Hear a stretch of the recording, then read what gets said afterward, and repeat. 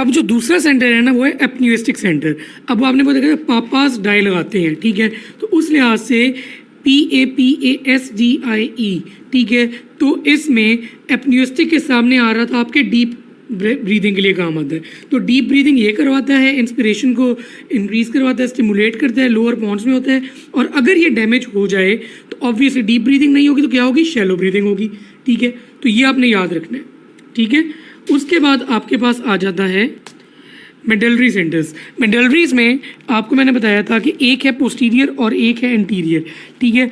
पापा से याद रखना था ना आपने, मतलब कि पोस्टीरियर हो गया डॉर्सल और एंटीरियर हो गया वेंट्रल, ठीक है।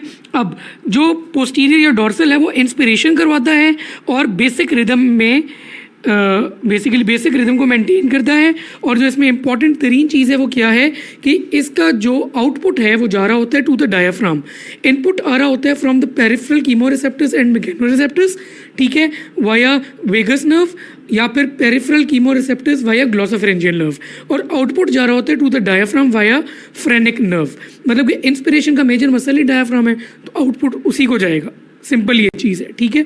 तो ये आपका हर वक्त एक्टिव होता है क्योंकि इंस्पिरेशन जो है वो होती है एक्टिव।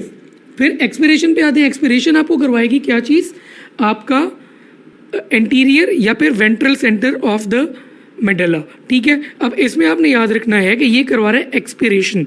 एक्सपिरेशन नॉर्मली आपको पता है कि होती है पैसिव, ठीक है, मतलब कुछ करना नहीं होता उसमें इस सेंटर ने, मतलब कि ये सेंटर एक्टिवेटेड नहीं होता नॉर्मली।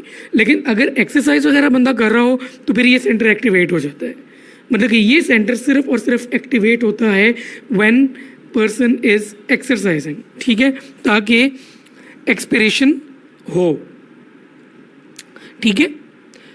दोबारा से ये अगर डायग्राम आपको याद है और ये निमोनिक आपको याद है तो आपका काम वैसे ही ख़त्म हो गया, ठीक है। तो ये है आपकी कंट्रोल ऑफ